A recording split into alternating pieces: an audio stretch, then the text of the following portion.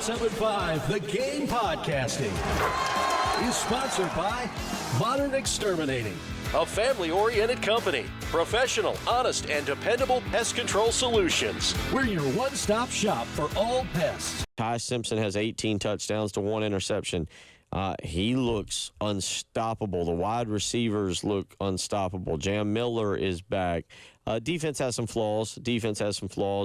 But Alabama, it just doesn't feel like, kind of like we didn't feel. We didn't see South Carolina evolving like this. We didn't see Alabama evolving like this. Now, I'm going to say it again.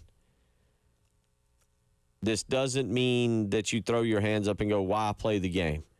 This doesn't mean that you go, I don't know how we can win. South Carolina is a talented football team. There are talented players on that football team. They can win this game tomorrow. Now, the way they've played through the first 7 games doesn't give much hope or suggestion that they're going to do what's necessary to win the football game.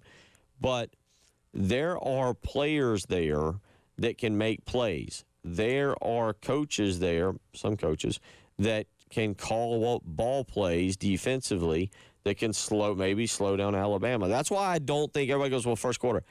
I think the defense keeps South Carolina in it. As they have all season. They have had the defense has flaws. They're going to make a mistake. They're going to give up a run. They're going to give up a pass. They're going to do something. But by and large, the defense wins and keeps you in the game until they finally just break down. And part of that this year is depth. They don't have the depth that they did. But South Carolina can win this football game tomorrow. I'm not picking them to win. As a matter of fact, I got them picked 28-10 to lose. There's not a lot of positivity right now in regards to what they're hearing in regards to how they're playing, how we're coaching, their coaches, their teammates, and everything. So you've got to do a great job of keeping those guys up, and it's not hard because of how much they care and how much they want to get this right. Those are the words of Shane Beamer. Last night, Carolina calls there, again, right here on 107.5 of the game, and he's right. No, there's not a lot of positivity outside of that building right now, and that's rightfully so. That's rightfully so. South Carolina, it's one thing to lose close games. Last year, South Carolina lost by 3 to LSU in a game that they led by 17, and they had a chance to tie at the very end.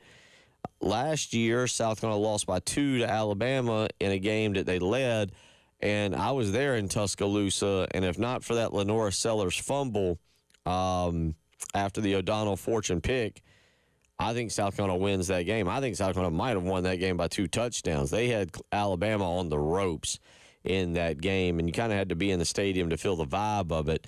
But South Carolina had started to run the football with Rocket Sanders, and things were starting to turn the tide. And on the very first play, there was the missed exchange between Sanders and Sellers, and it allowed Alabama to jump on the football and go down and score a touchdown, take the lead, and South Carolina couldn't recover from it.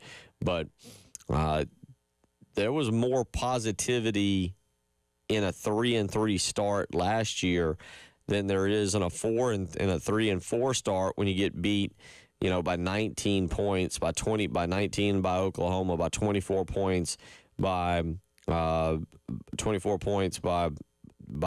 Vanderbilt, when you lose by 9 to Missouri, so forth and so on. When you're not playing up to your potential.